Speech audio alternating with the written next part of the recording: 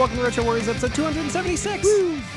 As always, I'm your host, Justin Baker, and as always, I'm joined by resident old bastard Chris Saturn. Hello. Saturn, we have housekeeping. And I don't know why I even call it a housekeeping segment, because it's really just that there are timestamps that you can jump to the topic at hand if you don't want to hear us talk about other things that are before that. Which you probably already saw when you were looking at whatever device you're listeting to the episode. Yeah, when you had to click on the thing. I'm just going to rename the show Retro Warriors, in parentheses, we have timestamps, and then episode number. Yeah. Just save us all the trouble. Right.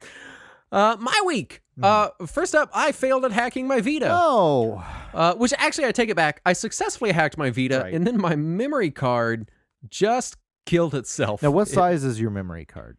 It's the biggest one they sold. The 64. Yeah. There's a lot of horror stories of those 64 gig memory cards just giving up.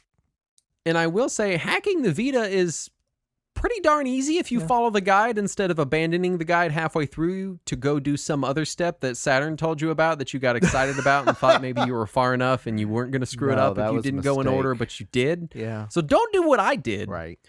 So I did start working on that. I do have an SD2 Vita, which is a micro SD to Vita memory card adapter coming in the mail. Nice. And hopefully I'm going to get some very legal and legitimate Vita backups loaded on there. Yeah. I have all of my Vita carts backed up onto a USB stick on my Vita TV, and it works great. Yeah, because I do like the Vita, and I think it probably angers me the most out of every system I own because of how poorly handled it was by Sony. Yeah, between the memory card prices and quality and the poor library, poor support, poor advertising, just...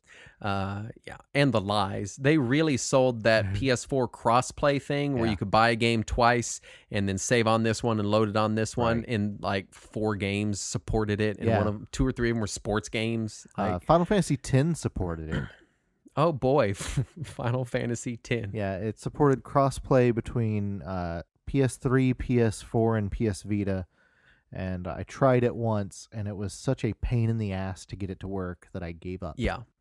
I remember watching a promotional video they did for it where it was like just this guy playing MLB whatever on his TV, and then he just picks his Vita up like it's a Switch, and it's just like, bam, it's, and I think I was more upset because they screwed that up, and either right before or after they had screwed up the Xperia phone, and this was all on the tails of screwing up the PSP Go, which is just a travesty of a device. Oh yeah. And it just kind of felt like Sony could not figure out what the hell they were doing. No, I don't think they wanted to be in the handheld market anymore. That's the weirdest part, is it felt like they were sabotaging themselves. Right. But my Vita is hacked.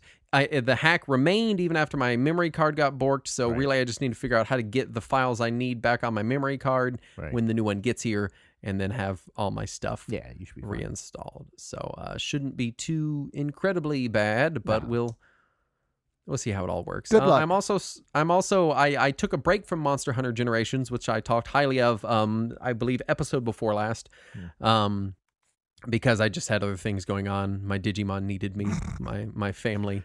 And so I took a break from it, and I'm coming back to it, and I forgot how easy it is to forget so much about that game in like a 2-week span. Yeah. But I'm trying to get back into Monster Hunter Generations. I'm trying to make it when I'm just sitting down to play games for half an hour but don't want to get too invested in anything, game. Right.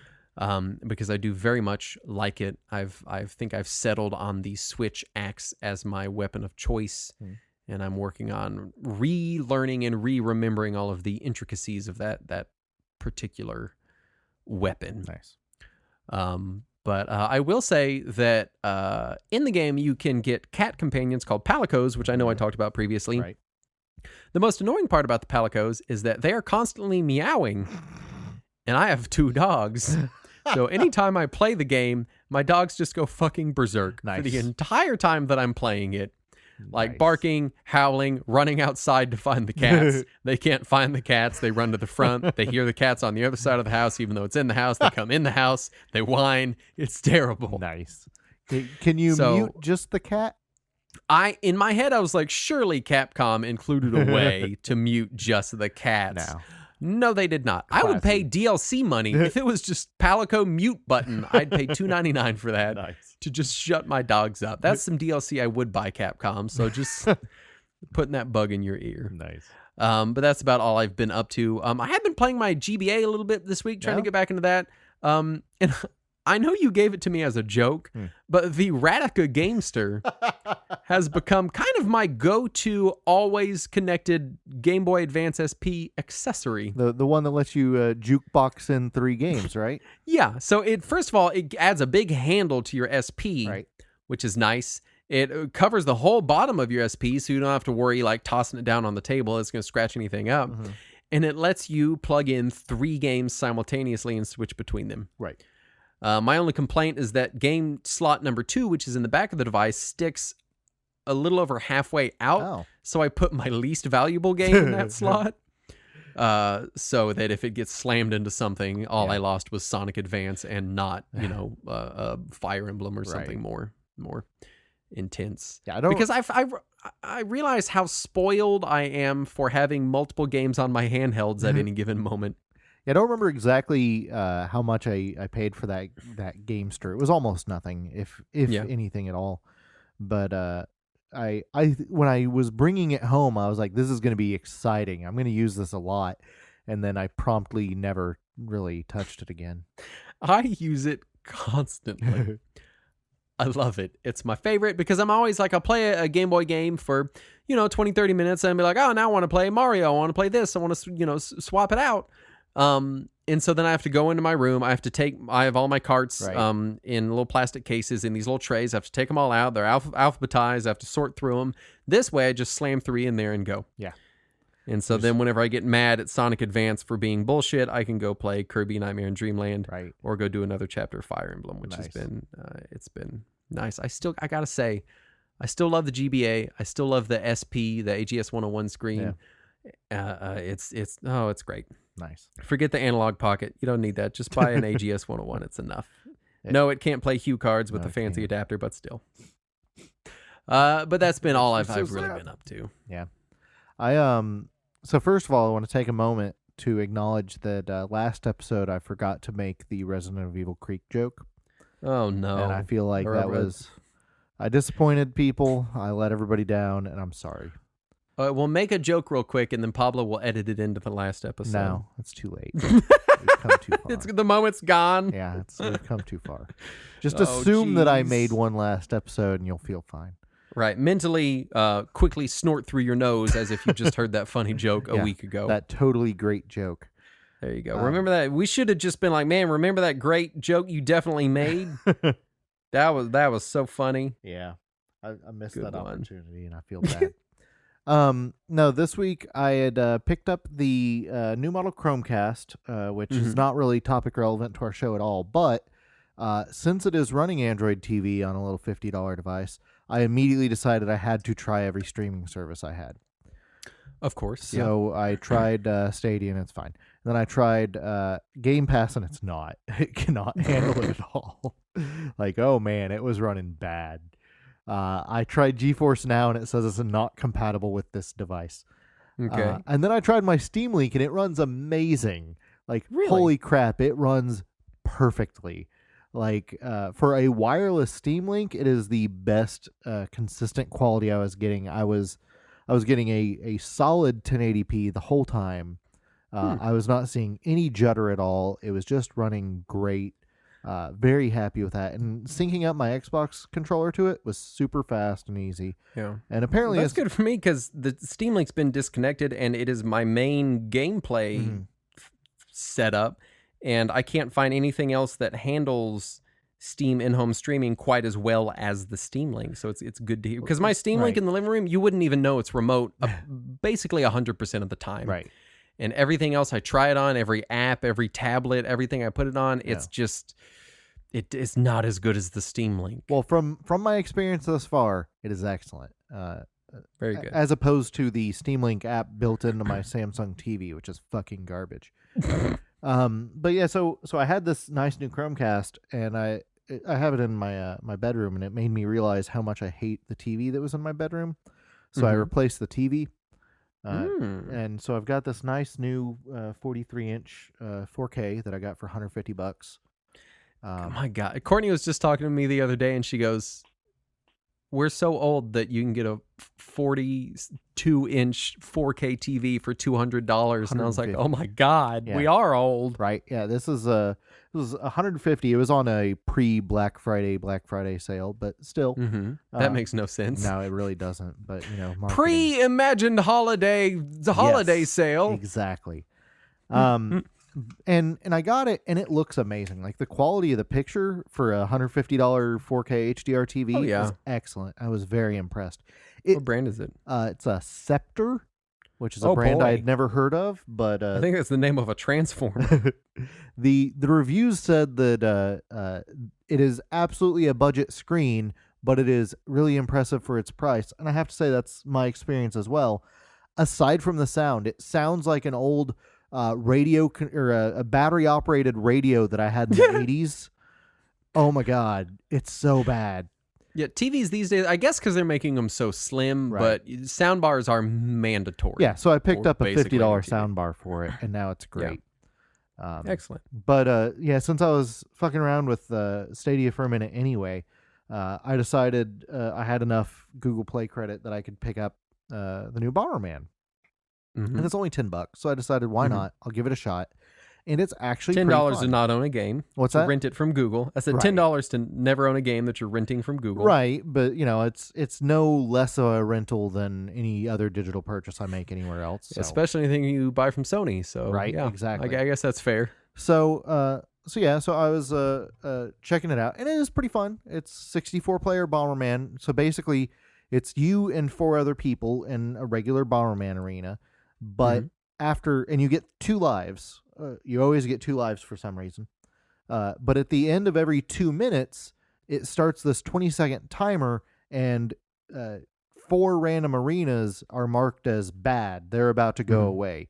And you have to move into other people's arenas where they were already fighting and wait for the timer to end so that the bricks will reappear and you can resume playing Bomberman for another 2 minutes until you have to then move into another smaller arena and until you eventually just run out of players.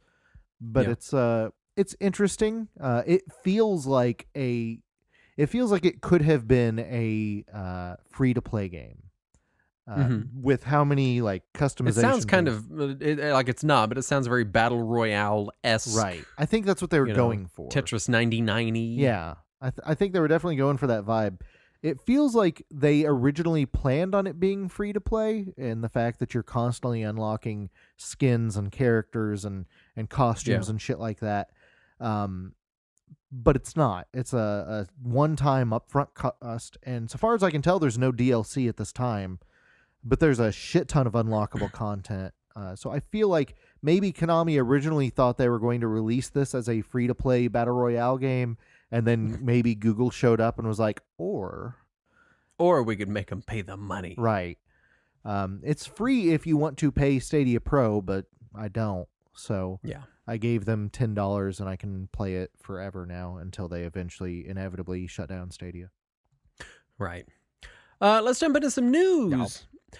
First up, Sam Barlow from Climax Games teased that he was working on a successor to Silent Hill Shattered Memories, and he had to quickly clarify that this was going to be an original IP that was not pitched to Konami. I'm fine with that. I'm okay with that. As much as I would like a new Silent Hill game, I would rather a new IP that Konami is not touching. For sure. Yeah. I don't want Konami to touch anything really anymore. Again. Amazon Games has canceled Crucible, which was their upcoming hero shooter. Is that what it was? I guess. It was in early access, wasn't it? I think just no one cared, and that's why they canceled it. I think anytime it was brought up, everyone said exactly what we just said, and then went, and then Amazon was just like, just fuck it, forget it. Shouldn't that have been their premier flagship title for their upcoming Luna service? Saturn, don't be silly. That makes sense. Genshin Impact recoups $100 million of development costs in 2 weeks. I don't know what that is. That's the free-to-play Breath of the Wild clone out of China. Okay. Oh, yeah. I do remember that one. Yes. It is getting Was that the one that literally took the exact same music? No, not that one. This one is I think it's PC and mobile maybe, but it looks like it is Breath of the Wild graphically, it's gorgeous. It is gameplay wise, it just looks like a blatant clone of Breath of the Wild, but it's free to play. And, well, good for them. Yeah, I'm worried about what this will say about future free to play games, though. I'm worried that big developers are going to see this and think that that's the direction they should go. I mean, to be fair, they've been seeing that and doing it for many years. I know, and I hate it. I'm done with it. Even Nintendo with Mario Kart Mobile, and it's it's a thing. Level 5 quietly halted their North American operations, which is most unfortunate. Yeah. But now that said, a lot of their biggest games weren't published by them. Like Ni no Kuni was published by Bandai Namco. And I think most of the Yokai Watch games in America were all published by Nintendo so far, and the Layton games as well. So it means they won't be publishing anything themselves, but who knows if it means their games will still be coming out over here. Right. Someone got Doom running on a Samsung smart refrigerator via Game Pass. Nice. It was Doom Eternal, by the way. It Doom Eternal? Yes. Jesus, how? What? Yeah. Apparently the smart fridge was running Android, so they just sideloaded the Game Pass app. That's a very smart refrigerator. Man. I will say that I have no willingness to buy a smart refrigerator, but if it ran Doom Eternal, then that might convince me. Right? Analog announces Duo, a PC Engine Duo FPGA console for $199. Includes a built-in Bluetooth and 8-bit DO 2.4 gigahertz receiver for up to 4 players. Yes. Right after we just did our PC Engine on a budget episode. It's like they waited and they're like, we're going to screw them. And we briefly mentioned it earlier, but they also announced an adapter for the upcoming Analog Pocket to let you play HuCard games on it. Yeah, and while the dock for the Analog Pocket is $100 goddamn American dollars for a USB-C dock, the HuCard adapter I think is $30. I thought it was $60. I don't remember. I'd have to double check. 60 is a little less reasonable. I had heard 30, Maybe but I did not look at it myself. Either way, yeah. I don't know. I'm pretty stoked about this. Are you? Yeah, I think that this is an excellent price point for people who are trying to get into the PC Engine scene. And with how much maintenance PC Engine and Duo and TurboGrafx hardware needs, this is a much easier way with a warranty to get a device for people who don't already have one. For people who already have one, maybe not as necessary. It would be a great recommendation were it not going to only exist in limited quantities. Right. There is that problem. Now, Analog announced that it would be available in limited quantities. They did not announce if they were just trying to say, hey, at launch it will be limited. Right. Or if it's going... Because here's the problem with Analog. Sometimes they have limited launches. They go, hey, we don't have a ton. We're going to make a small batch. There will be more. Chill out. Right. And then other times they go, we're just doing this many forever. Goodbye. Yes. Which is frustrating. In traditional Analog fashion, have not clarified what they mean by available in limited quantities. Yeah. Now that said, I would like to take a moment to point out that between this and the TurboGrafx Mini and the PC Engine Mini and all that, this is the best the TurboGrafx has ever done internationally. Oh yeah, and I am so stoked. As somebody who in the early 90s was just desperate for anyone else to know what I was fucking talking about when I told them I wanted to play TurboGrafx, I am so excited right now by how many options are available for people to learn about and play TurboGrafx games. So, and now here's the situation where, like, I find myself in. I'm not willing to pay for a HuCard or Turbo CD games because they are exorbitantly expensive, as we discussed on that episode. However, on the other hand, you already have a sizable collection. So are you planning on trying to pick one up? I'm conflicted on that because I already have an RGB modded TurboGrafx, and so realistically, you have no reason to get one. Right, I have no reason. But there's the other part of me that's like, but it plays TurboGrafx games. I have to have it, and it's really cool. It looks really nice. I always wanted a Duo back in the day. That was what I wanted more than anything. Was the original Turbo Duo, and it looks more like a Duo than it does like a TurboGrafx, and that has my attention. I was talking to a friend of the show, TurboGrafx fan Keith Courage, about the system earlier, and I had mentioned that some people in our chat had said that based on the way that it looks, the way that the Hue cards go into it, it looks like it probably won't work with the EverDrive. And he had mentioned to me, with all the aftermarket EverDrives, probably one of them will work, if not the official one.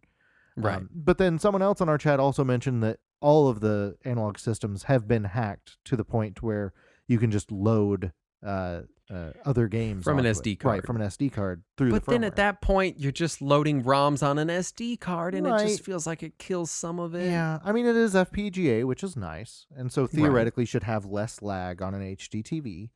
True. But yeah, you are just loading games off an SD card at that point, which is the same with the EverDrive for that matter. You'd just be loading games off an SD card. I feel like it's so strange that analog specifically, it's like they're making products just for you and me. Yeah, pretty sometimes. much. And for some reason, we never want any of them because there's always some reason. The price is like, here's the thing, because I talked to Keith about it as well privately. Yeah. And I was like, man, if I knew that I could get one, and I knew that EverDrives worked on it, I would happily sell my PC Engine I currently have and pick one of these up. Right. Just because it works on a modern TV.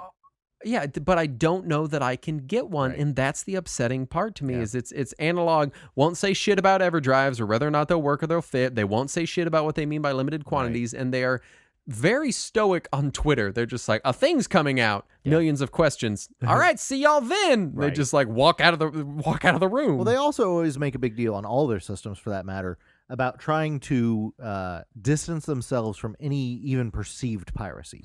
They don't want anyone to think about playing ROMs on it. And so they never seem to want to answer the EverDrive question. It's just been it's FPGA, so it will work, has always been the answer. Right. But this time, because the Hue cards seem to go in far enough, people are worried it will prevent the EverDrive from reaching. But back in the day, there were Hue card essentially extension connectors so that you could use them as a region swap. Yeah. And that would work fine with an EverDrive on that thing. So it's not like there aren't already answers to that question that would work. It's just they're trapped in 10 years ago. Yeah, for sure. I do want to talk more about it, but we need to get through our news. It kind of became a mini segment. Microsoft makes cloud saves free on 360 such that they no longer require Xbox Live Gold. So that's cool. Nice. That makes me worry, though. Because what are they going to do to the 360 now? It's fine. Are they trying to convince us to bring all of our save files to the newer system so that they can just brush it off? I don't know. I feel like it's probably a backwards compatibility related thing where I don't know. I'm not sure what that move is for. I'm cautious. Nintendo issued a DMCA takedown request against The Legend of Zelda: The Missing Link, an N64 ROM hack, also which adds a bunch of new dungeons and stuff. Do what? That also has me worried. That's not good. I don't like DMCA's against ROM hacks. That was it's kind of bad. Yeah, I don't remember seeing that in the past. But hey, that total Breath of the Wild ripoff coming out of China, that's fine. Yeah, it's fine. It's fine. But like in the past, we saw DMCA's against fan games. I get that would just reuse assets. But ROM hacks, they always kind of looked the other way because it was like you had to supply your own ROM anyway. Yeah, this is just a modification of it. And this time they're going after it, and that's one step away from fan translations. Yeah, Nintendo's been on my bad side for a while, and they're making no efforts to get on my good side, so I'm just worried. I'm over it. Bandai Namco announces Pac-Man Geo, a mobile game that lets you use roads from map data as a Pac-Man board. That's neat. So you can eat ghosts in your neighborhood. Right, or wherever else in the world. There you go. Atari shows off more concept art of their totally real hotels that aren't just Blade Runner concept art, we swear. Yeah. The whole thing just looks like very neo Los Angeles. Right. They really just took some artwork from Cyberpunk that CD Projekt was about to release. Yeah. And then Sega 60 has happened. Sega's having a huge 60th anniversary sale, including several free games on Steam with big discounts. Celebration will continue with weekly events until mid-December. Box art for Steam games have been changed to reflect the retro Sega consoles. I love that part. And they are, by the time you listen to this, I don't think you can get any of them. Yeah. But they are temporarily, for brief periods, making available these free games. Some of them are unfinished games or just weird, goofy games that are like inspired by their other games. there you go. Yeah. First up was Armor of Heroes, which was an Overhead Company of Heroes tank game. Yep. As of today, you can get Endless Zone, which was endless space mixed with Fantasy Zone. Coming up is Streets of Kamurocho, which is a Streets of Rage Yakuza game. Yeah. And then finally, there's Golden Axe, which is a canceled Golden Axe reboot. They're only available, I think, each for a day or two. I believe so. And then they're gone. So by the time you're listening to this, they're gone. You missed them. I'm sorry, but that there said, you go. If you know the Steam install code for some previous games they've done this with, like 8-Bit Bayonetta, you can still get it. Even though it's been removed from the store page a long time ago, if you go directly to that link, it'll still download it to your library. Right. Microsoft isn't ready to discount the possibility of Elder Scrolls 6 being exclusive to Xbox and PC. I love that Microsoft exclusivity includes PC because I have a PC, so that's nice. And then we end with Nintendo upsetting me further by removing mention of pre-orders from their Game & Watch Super Mario Brothers website. Also Nintendo, concerning. what you doing, guys? I know you've released consumer electronics in America before. No, I know you know how to do it. Wait, hold on. You were there with me when the NES Classic released. Yeah, that's true. They have not. Maybe you don't know how to do it. They do not know what they are doing. You know, Nintendo's just this tiny mid-tier company that's definitely not competing with giant corporations. Yeah, they're just a little tiny Japanese card company. They're just these indie guys. You don't understand. You don't understand. Probably haven't even heard of them. Bite me, Nintendo. Let's get into the topic at hand. This week we are talking Konami Arcade Brawlers. Yes. All of them ever made. Every single one. All of the ones. I think we might have actually gotten all of them. We're pretty close, yeah. Yeah, I think we're only missing a couple. Basically, we wanted to talk about the big Konami Arcade Brawlers. Ninja Turtles Arcade, Turtles in Time, which we did an episode on, X-Men Arcade, and Simpsons Arcade. But they're all such similar games that we figured we'd just lump them together. Yeah. You know, because they really are pretty much the same similar games. Yeah. Yeah. Well, there's some differences. But not enough to make different. I will say Turtles in Time got its own episode because of the home ports were such there was some meat on that bone. And also, it felt like the evolution of the others. But I don't know that I could do an hour on the X-Men Arcade game. Well, we'll spend an entire hour making that noise Colossus makes when he uses his ability. Let's do some listener write-ins. First up, I appreciate that we both immediately knew that sound, too. First up is Cool Hand Stanman, who says, my favorite experience with the Konami arcade units was in the early 2000s. The Okami arcade units. The Okama Game Sphere of arcade machines. My good friend worked at an arcade on the boardwalk. His boss was cool enough to give us $10 rolls of quarters to play the machines, with the contingency that all the quarters made it back to the machines. Right. We used to play through Simpsons and X-Men games fairly frequently. Nice. After a few run-throughs, we were able to beat the Simpsons on less than $5. That's pretty good. Rob Eat says, when I was a kid, my parents were divorced, so my mom would take me on the ferry to visit my dad every second weekend, and on the BC ferries in the 90s, there were great arcade cabinets. My mom never gave me 1 cent to play any of them. But I would stand there and watch kids with more generous parents play X-Men, and then I'd get to my dad's and watch the cartoon the next morning, so that was good times. Nice. My dad would always give me a quarter for the ride back, so I'd get somewhere between 3 to 5 minutes of getting to be an X-Man. CW Tide Fan writes in, today as well as future generations will never know the joy of standing around a machine with anywhere from 2 to 6 people for the sheer joy of playing video games together. Right. My heart was crushed, though, when I found out that these games were not created for our enjoyment. They are simply capitalistic coin munchers. What? Capitalistic coin munchers sounds like a Russian Pac-Man knockoff. Capitalistic coin munchers is my new indie band album title. Elk Neodaffs writes in, I remember when the Simpsons arcade game came to Xbox Live on the 360. It was a major release to a certain demographic. For me, it all started when my local arcade got the Simpsons. It arrived well past its prime, but the kids in the neighborhood still lined up for it all the same. 4-player brawling action in a clean and vibrant rendition of Springfield, packed with personality and charm. It was a lovely game that was a pleasure to revisit on a home console, and I'll always be ready for Marge using a vacuum cleaner as a weapon, turning her tool of her traditional domestic role into a blunt object to become an ass-kicking vigilante. Nice. As far as first encounters, yeah, I I saw some of these in the arcade. Right. But well after the fact, and as one of our listener write-ins said, it was well after the fact when they had it too, because these were money makers. Oh yeah. For as long as the cabinets existed. Yeah. And I grew up on the home ports of Turtles in Time, TIT as it's known, and TMNT Arcade. Yeah. But because X-Men and Simpsons didn't really get a home port, Right. I played them a couple of times. Maybe it was a rare treat when I saw them.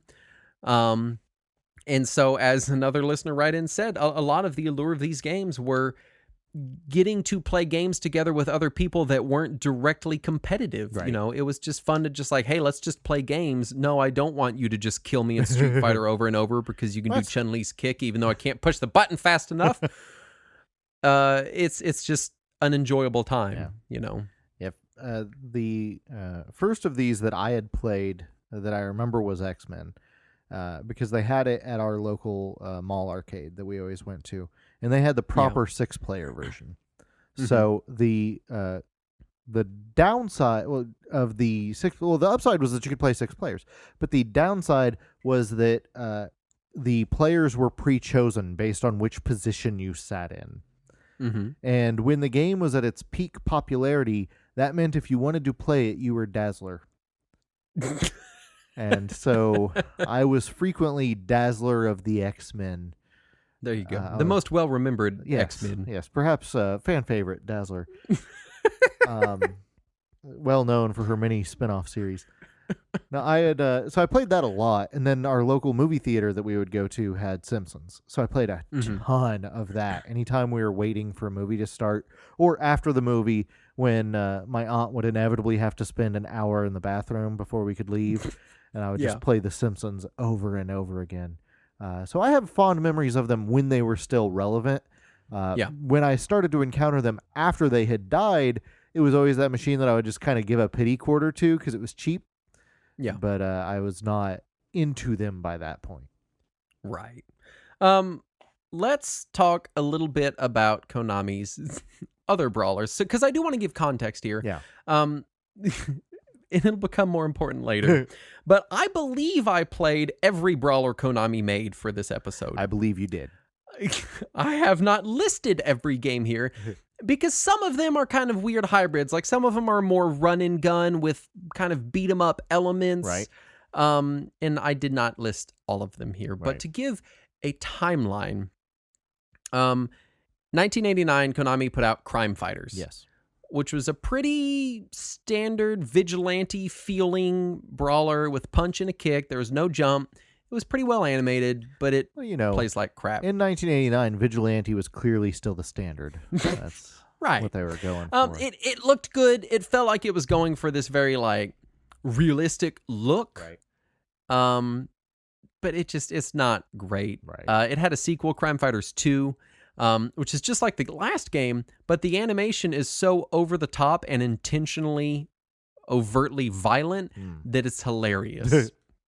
Like, for example, when you hit someone with a baseball bat, wherever you are on the screen, as soon as the baseball bat touches their sprite, it rockets to the top of the screen and smashes them Looney Tunes style into the wall. Damn. There's blood everywhere. Again, it's more fun than the first one, but still a pretty simplistic feeling game. And for some additional context, when that first one came out in 89, it was the same year as Final Fight. Yeah. So how does it stack up against Final Fight? Now, and we talked about Final Fight on our Final Fight episode, where Final Fight's a pretty simplistic brawler and was kind of the brawler gold standard for a long time in the arcades. But it does not look anywhere near as good as Final Fight. Again, well animated, lots of frames of animation. Yeah. But just played like crap, much smaller sprites than Final Fight. Right. Nowhere near that level. Right.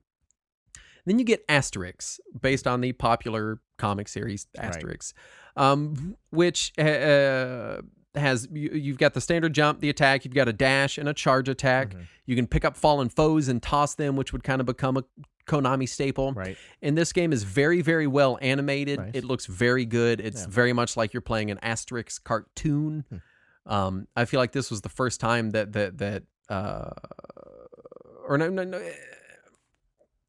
like the TMNT arcade came before this. Right. but this was in that same realm of looking very much like you're playing a cartoon. Right. Later you have Bucky O'Hare, which I didn't even know about till you told me about it. And it really is a run and gun beat 'em up hybrid. You don't really punch people unless you're real close. Right.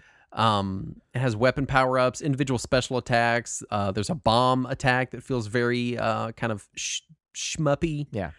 It seems to be voiced by either the original cast of the show or a decent approximation. Konami was pretty good about getting original voice casts at this point.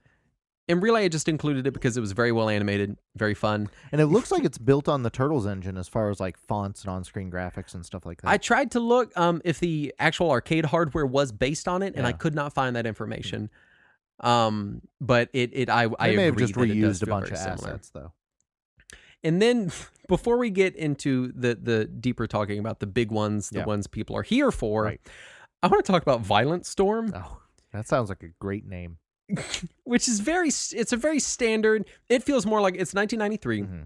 It feels more like a Final Fight knockoff than anything. It really feels like they were going for Final Fight. Right. 4 years later. But it has a full soundtrack, like Red Book audio sounding soundtrack with lyrics to these very 1993 songs. Level 2 is a very poorly done rap for the entire level.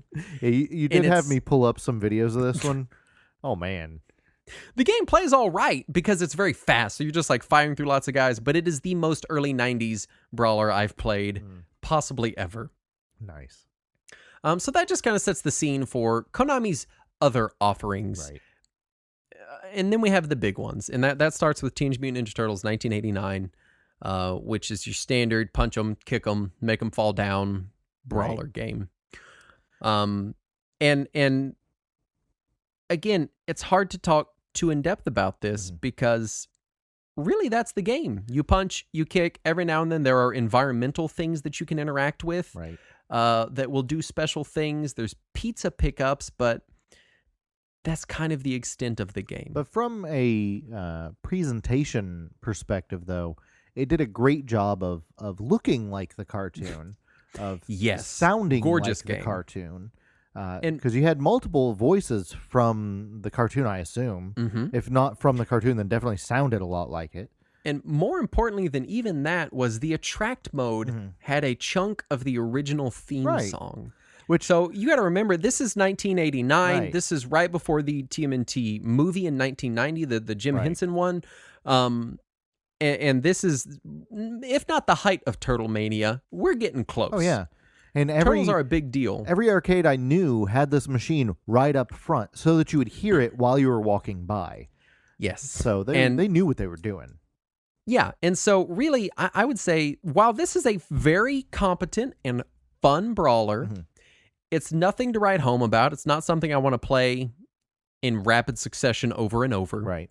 There's no unlockables. There's not really much in the way of like branching narrative. There's not a lot of reason to keep coming back to it, except for score and to look at Ninja Turtles animated on a screen, which in 1989 for a child was enough. You know, when I started playing with MAME in the late 90s, we had pulled up all these different regional variants of all these games. So, of course, we had to check out the European version of Turtles. Just because they were called Teenage Mutant Hero Turtles. Hero Turtles, yeah, because ninja's a violent word. It is a violent word. So they were TMHT, but they didn't change the audio. So it still said Ninja Turtles? Oh, very much so. Let me ask you this. In the European game, does Michelangelo still use nunchucks? I don't know. I didn't actually play beyond the title screen. We just thought it was hilarious that you could still clearly hear it. They would not depict Michelangelo's nunchucks in the UK version of Ninja Turtles and Hero Turtles. I will have to pull that back up on the emulator later. Because now I'm interested. Which is why in the cartoon, especially later on, you often see Michelangelo using this weird turtle grappling hook thing. Right. We were really hoping that they would have just had like somebody dub over the theme with the word hero every now and then. Yeah. But again, and to drive this point home, it's a good game. Yeah. It's not something I could spend a long time talking about because, again, it's just punching them and kicking them and jumping. Would you say that the NES version is better or worse? I would say that the NES version, and we'll talk more about that specific version, is is just different. Okay. It just feels and plays very different. Right. I don't know that I would say it's better. It's so downgraded to make it work on the NES, that it really does feel very different. Fair enough. But both are good. And then we lead into Turtles in Time in 1991 in March. Which we did a whole episode on. We did whole episodes, so we won't spend a lot of time here. Right. It introduced a new type of throw mechanic, the dash attack, varied jump attacks, obviously much bigger, much better, much more well animated, much more variety because they're traveling through time, so you get to do lots of fun, timey-wimey stuff back and forth. Right. The home port, I do believe personally, is the better version. Right. Which I think is the conclusion we came to on that episode too. Right, but still a very good game. Yeah. Then we get into the Simpsons arcade game, which was March 4th, 1991. I did not realize this was at the same time as Turtles in Time because it looks like crud compared to Turtles in Time. Oh, yeah, most definitely. And it does seem, unless I got the date for Turtles in Time wrong, and I don't believe you did. They were rapid fire. Yeah. They were together. Yeah. And Simpsons Arcade features food pickups, a few limited and one-time use items, like you can pick up the Simpsons dog and chuck him across the screen, you know? It's just relatively the same type of gameplay we're used to. Right. There are mini games in between some of the levels where players can compete against each other, blowing up balloons. Right. And that got aggressive, by the way, in the arcade. Yeah, I imagine so. Those mini games, that was cutthroat. They did add some team attacks to it, which were cool. If you could get people to coordinate. Yeah, didn't add a lot to the gameplay. Really, it was still punching, kicking. You had your special attack, jumping. It's I always got upset in this game because the Simpsons would fly in as superhero characters. Yes. And then would be regular characters. Right. And I wanted to play the fancy superhero versions of The Simpsons that probably had cool superpowers. I was really excited to see what Bartman would do in a game because this was before the Bartman game. Right. And we got none of that. And also, there was a lot about the game that was just different enough from the cartoon that it was really weird. Bugged me. Which is strange coming from the two Turtles games that were so very dead on like the cartoon. Right. So much so is it that it was some of the characters felt like palette swaps of characters from the show, and it was just very strange. Yeah. And I have to assume that it was maybe there was a very long development on the game, and it maybe they had been given earlier drawings of some of the characters because it was still pretty early in the show's run. Yeah, I was going to say, this is that weird Simpsons era where they were kind of transitioning from that Carol Burnett show look into Tracy the more Ullman modern show. Pardon me. Carol Burnett show was decades earlier. Tracy Ullman show. I don't know why I conflate those two, but I do. They're very different people, too. Very different style of humor. They were coming from the early Dick Van Dyke version of The Simpsons. the Merv Griffin edition of The Simpsons. The Merv Griffin version of The Simpsons. Into the more modern... They were still transitioning to the more modern Simpsons. Right. And especially you could see it in some characters that were very obviously early and hadn't been redone yet for the show. Yeah, this was 2 or 3 years into the show, if I remember right. Yeah. In some characters, like Moe in the game is unrecognizable. Right. Because early Moe is unrecognizable compared to later Moe. Yeah, and also, isn't Barney a villain and also a wrestler? Is that Barney that is the wrestler? I always assumed it was. Maybe it's not. I did not assume that it was Barney because it does not even look like Barney. But speaking of differences from the regular show, the Simpsons themselves, the Simpson family was voiced by the original voice cast. But Harry Shearer did not do any voices. Harry Shearer voices tons of people on The Simpsons, including Mr. Burns and Smithers, who are the bad guys in the game, and they have voice lines. Yeah. Weird voice lines. And whoever voiced them to replace Harry Shearer has obviously never seen The Simpsons. Or heard of it. Made no attempt to sound anything like The Simpsons. Right. And it's very... I don't even know why they included their voice line. Right. Just don't... It's just... Could have just been silent. Bad. It would have been fine. Or include a different villain whose voice actor you have. Yeah. Just I don't know. And Shearer often declines extraneous Simpson related gigs.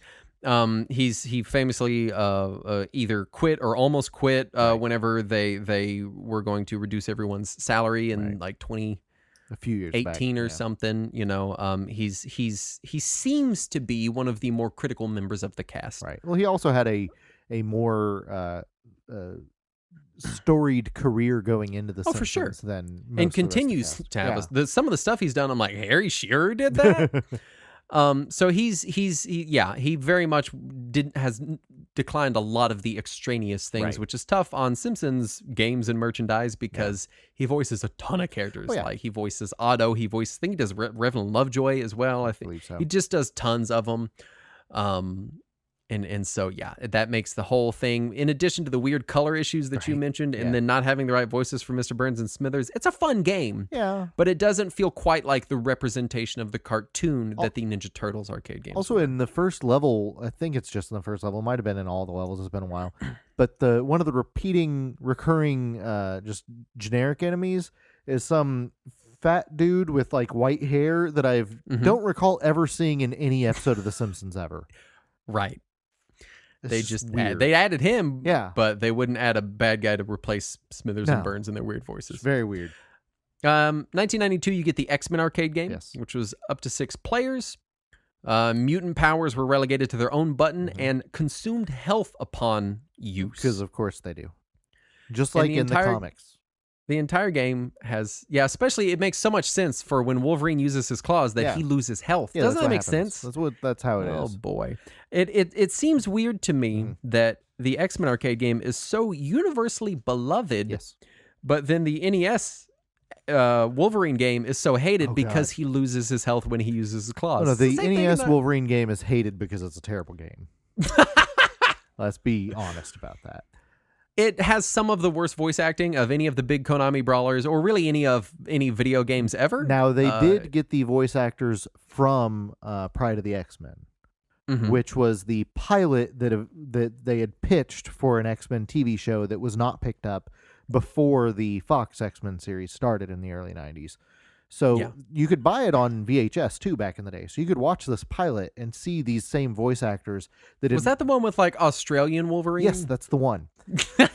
So that was what led to these voice actors, which is why it sounds weird to us because it has nothing in common with the later X-Men show.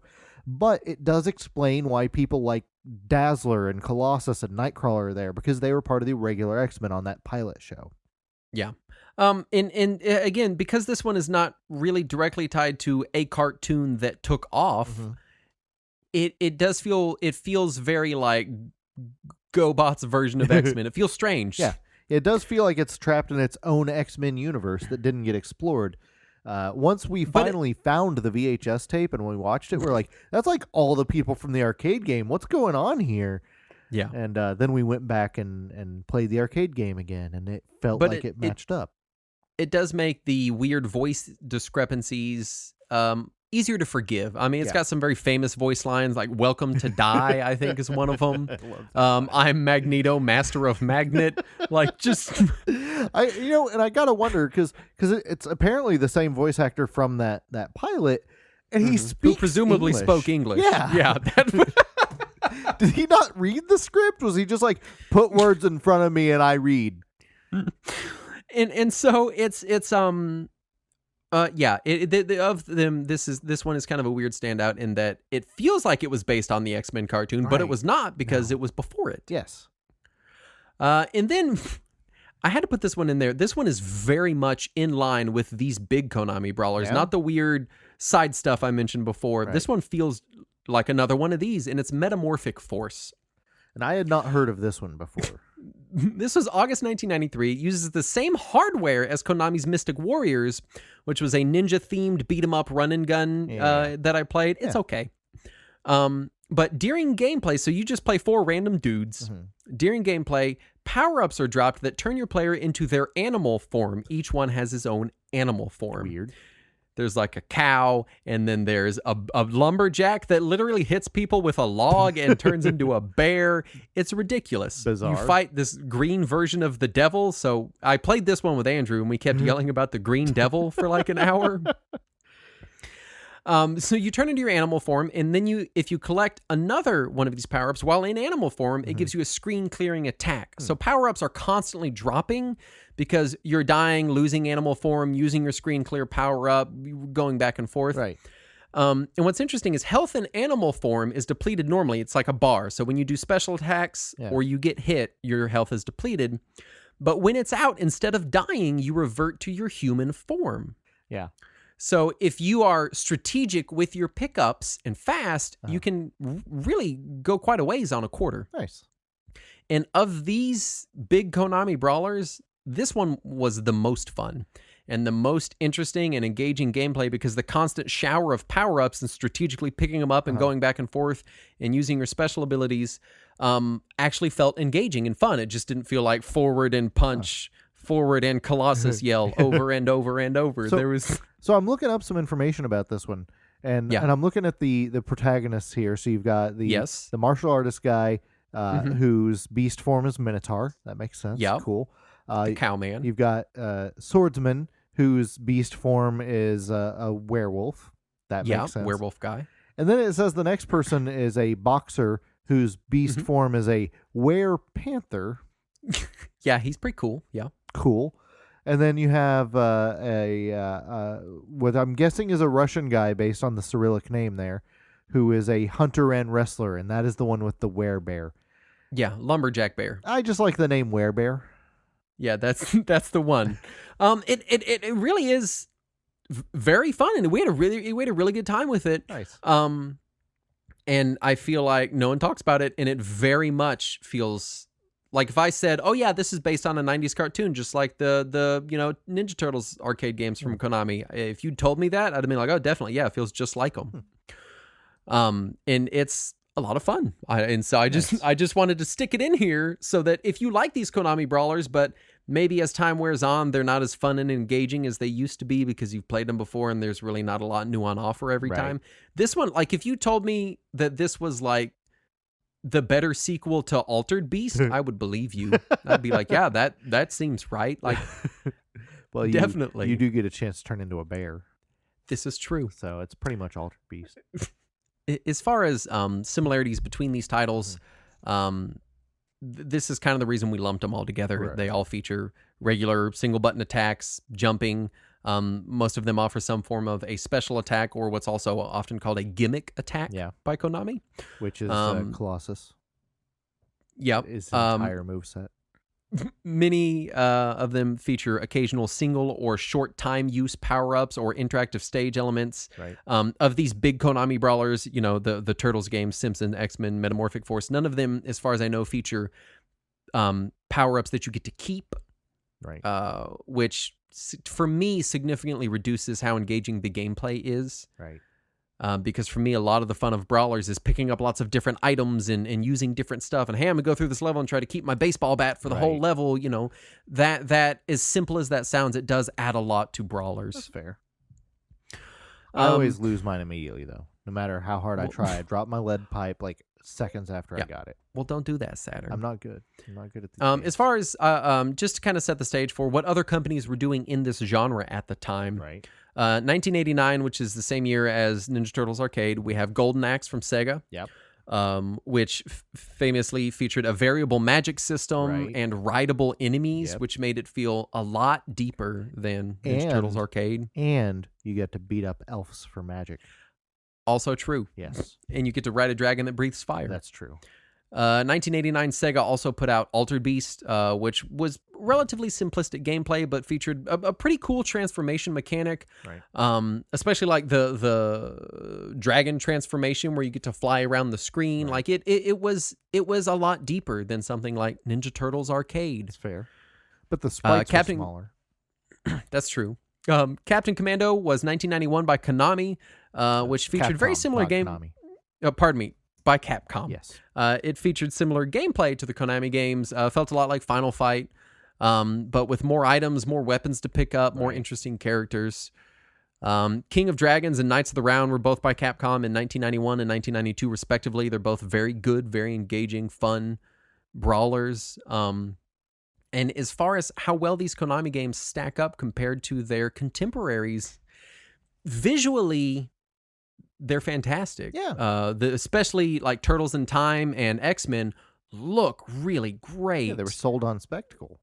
But gameplay-wise, they kind of pale in comparison to other brawlers of the same era. And I have to say, as someone who was in arcades during that era, that might be part of what turned me off of the genre in general, because I went to the ones that looked the nicest and had the names that I recognized, and I was like, oh, so you just keep walking and punching people. That's what this game is.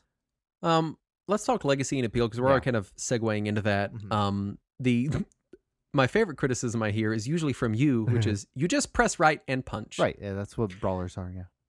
And when you're talking Konami Brawlers, for the most part, you're correct. Because like you said, Konami banked hard on spectacle, on soundtrack, and on the sheer thrill of getting to play a property you loved. You got to hear the Ninja Turtles theme song, and you got to be Donatello. Yeah. That was what they were selling to you. Or you got to be Dazzler. And the games were wildly successful, which we'll talk more about in a bit. Right. And they remain extremely beloved. Oh, yeah. People go on and on about X-Men, Simpsons, and the two Ninja Turtles arcade games. They go on and on and on about them. Like they're some of the most engaging games ever. And as far as spectacle in the arcade, they definitely were. Right. But Konami was a bit behind the curve as far as gameplay and mechanics. But these games were built to catch your attention. They didn't need to be the best playing games. They just needed to be the best attention getters. And playing 5 seconds of the Ninja Turtles theme song will turn a lot of heads in 1989. Oh, yeah. TMNT Arcade got ported to NES in 1990. Very famous port, very well-known, entitled TMNT 2, the arcade game. Somehow we skipped this on our downports episode. I don't know how. Oh, yeah. Very famous downport. They did add in Pizza Hut product placement. That's true. It released on the C64, the Amiga, the Amstrad CPC, a bunch of home computer releases. Right. The full Real Deal arcade version was released in a hidden unlockable in TMNT 2 Battle Nexus on PS2, Xbox, GameCube in 2004. And then Digital Eclipse developed and Ubisoft published an Xbox Live arcade port of the game in 2007 that added online play. You cannot buy it anymore because the license expired. Right. Yeah. Between Konami and Ubisoft and Nickelodeon, it's a little hard to coordinate that. Then, famously, more recently, Arcade 1-Up has released the Ninja Turtles arcade cabinet. That includes the game. I believe it also includes Turtles in Time. It does. This version removes Konami's logo from the arcade marquee and adds the Nickelodeon logo. That is strange. Which is weird because Nickelodeon owns Ninja Turtles now, right. But Konami made the game. Yeah, I wonder if maybe Konami has a small... Maybe they didn't want their old-fashioned logo on there. Maybe. They also, they did not have the rights to the music, but they re-recorded the original Ninja Turtles theme song with a different artist to include in the Arcade 1-Up release. Bizarre. Which, when you listen to it, you're like, yeah, that sounds right. And then you listen to the original and you go, it's a little weird. And it was the 4th best-selling arcade game of the year in 1990, according to Game Machine, which was a Japanese arcade magazine, which we'll mention a couple more times this episode. The NES port netted a 26 out of 40 from Famitsu. Everyone I knew loved and had the NES port. It was I was one of the only people I knew who didn't have that NES game. Yeah. Turtles in Time was ported to Super Nintendo in 1992. There was the Genesis version heavily based on Turtles in Time, entitled Hyperstone Heist, also came out in 1992. TMNT 3 Mutant Nightmare included the full game on Xbox, PS2, and GameCube in 2005, but it was a bad version. It had a fully replaced soundtrack, because again, they didn't have the rights. Which is weird, because it doesn't have like the Ninja Turtles cartoon theme song. The 4-player version is emulated, so you had to move your controller to select the turtle you wanted. No. And they altered the voices in the game. That's unfortunate. Did they put like the new version voices in it? I'm not sure on that one. Because I didn't play that one because I don't have TMNT 3 Mutant Nightmare. I know. That seems like you're actually, I think I do have it. I think I forgot. Nice. And then the game was remade in 2009 by Ubisoft and Right. released on XBLA, the reshelled version. Yep. It was poorly received due to removing the ability to use the original graphics. And then it was also poorly received due to the lack of new features to increase replayability. Well, that's weird. And it's interesting to me that anybody expected features that would increase Right. replayability. Because the last one didn't do that, did it? No, none of them have added features that increase replayability. Weird. And a common complaint that you'll see with these specific Konami Brawlers is that once you have infinite quarters, a lot of the fun is gone. Yeah. You know? Well, a lot of arcade games were like that at the time. True. It still sold very well. Also not available anymore. Yeah. It was Konami's best-selling arcade game at release. All Game reviewed it and liked it at the time of the arcade release, but didn't love it. Weird. The Super Nintendo port was obviously much more celebrated. We Right. talked a lot about that in our episode on it. And then we get to the X-Men arcade game, which was ported to PSN, Xbox Live Arcade, iOS, and Android in December of 2010 by Backbone Entertainment. I still have the Android version. It won't play on any device I own anymore, though. Great. Yep. Added online play. The voices were all re-recorded due to licensing issues, but they still made them stupid on purpose. Thanks, So it Konami. still says, I Welcome am to Magneto, Die. master of Magnet, and welcome to Die, but it's a different person saying it. Did that person speak English? I don't know. Not in those moments. Right. Critically, it was middling. IGN gave the remaster a 7.5. Right. And other critics have noted that unlimited continues ruin the challenge of the game.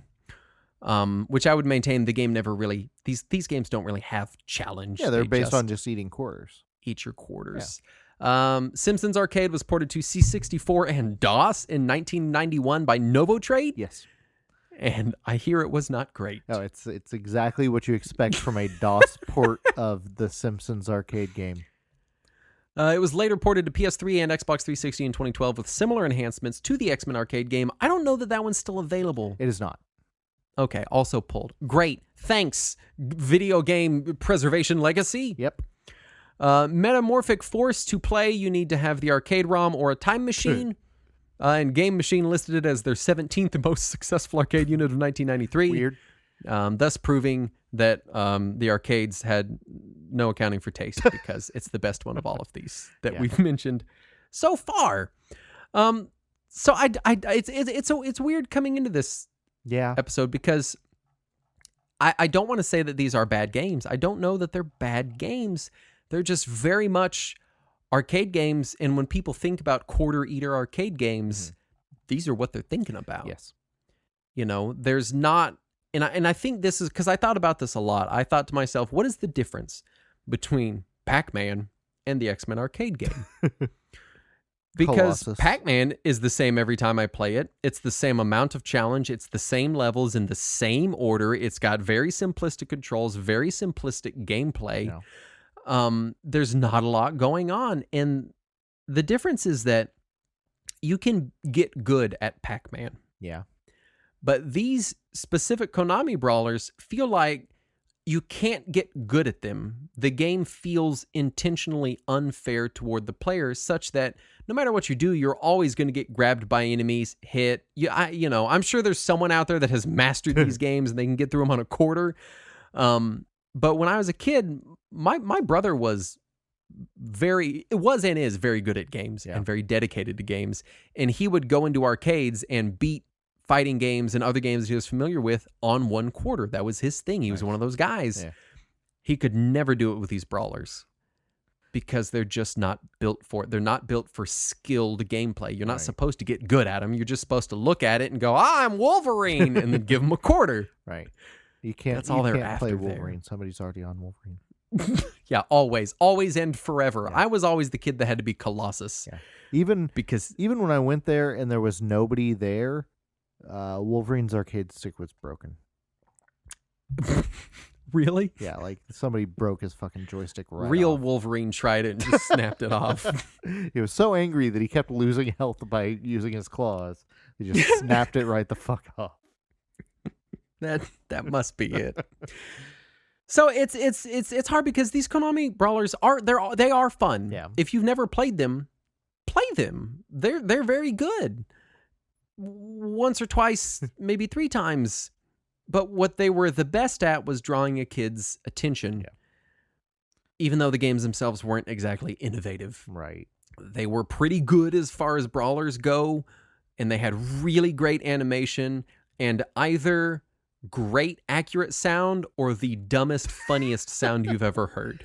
And those were the only 2 checkboxes on the Konami list. I'm glad to hear you saying all this because I'm always worried that I shit on brawlers too much. That is my Which you fear. do. I would say you do. I probably do. But I'd say that these ones maybe deserve a little bit of it. Like I have some nostalgia for these games, and I have some love for the time that I spent playing them because of the spectacle.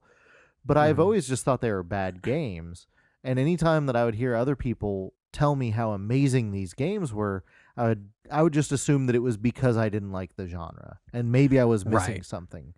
But I never could confirm that. So I'm glad to hear somebody else telling me that they're just not good games. I do, as a fan of the beat 'em up, belt scroller, brawler genre. Yeah. It does frustrate me that for a lot of people, when they say, "Oh, I like that," this is how I feel whenever people go, "Oh, I love the Resident Evil games. Resident Evil 5 was my favorite." I know how you feel whenever I go, "Oh," people go, "Oh, I love beat 'em ups, like X-Men 2. Arcade," you know, and I'm like, "Oh, well, that's." Those ones are okay, but there's such better ones. It's such a deeper genre with so much more innovation and interesting gameplay, and those ones are cool to look at once. Right. But I don't want to play them a lot. Yeah. You know, and I've reached a point where I've played through each of them so many times that I don't even want to play through all of them now, except for Metamorphic Force, which is the best one Konami ever made. Maybe Bucky O'Hare. That one's also very good. I would say this. Play the popular ones because they're popular. They only take a half hour of your time, and you're probably playing it on an emulator, so whatever. Right. But go play Metamorphic Force and Bucky O'Hare because they're just really good games. They're fun. And Bucky O'Hare also got an NES game completely unrelated to the arcade game. Totally different. And it's also pretty fun. And for people that don't remember Bucky O'Hare, please go look up the theme song. Oh, man. I've had that theme song stuck in my head for like 30 years now. I didn't even watch the cartoon. Theme songs. I don't know that I've ever seen an episode, but man, I know that theme song by heart. Oh, yeah. And it was also in the commercials for the toys, too. It's right up there in my head next to the theme song to Greatest American Hero, which I've also never seen a single episode of. Yeah, I did see that. That used to air on one of the local syndicated channels every day at 6 p.m. And and I would have to flip past that to get to the show that I wanted to watch. So I'd always see part of the theme every day. I sing that one constantly, all the time, every day. Anyway. Thank you so much for listening. Please go play some Konami Arcade Brawlers. Start with Bucky O'Hare and Metamorphic Force, and then check out the X-Men ones or whatever. Yeah. I will say, if you're one of those people that grew up with these arcade games and you're thinking about buying one of the arcade one-up machines for these games, I would think twice about that expenditure. I would go play these on an emulator and say, how many times in a row do I really want to play Simpsons Arcade? Because it's fun, and it's cute, and it's interesting, but I don't know. I just don't know. Anyway, this show is supported by people that are on our Patreon, which you can go to. I'm still just thinking the Greatest American Hero theme. I know. I'm trying not to sing it, which you can find at patreon.com/Retro Warriors. And this specific episode is brought to you by the following patrons: Edward Majewski Jr., Kevin Meyer, Pooh Pass, Chris Ruppersberg, Keith Reynolds, Garrett Roberts, Jurgen, Ivan Cervantes, Nick Brown. The counselor was good, and we may pull through this. I love you, Justin. I love you too, but who else is on our list? No, that was it. Oh, okay. I see. Excellent. We could just sing. We could just sing the Greatest American Hero theme. I'm not doing it. No. Anyway, thank you so much for listening. We'll be back next week, and as always, let us cling together.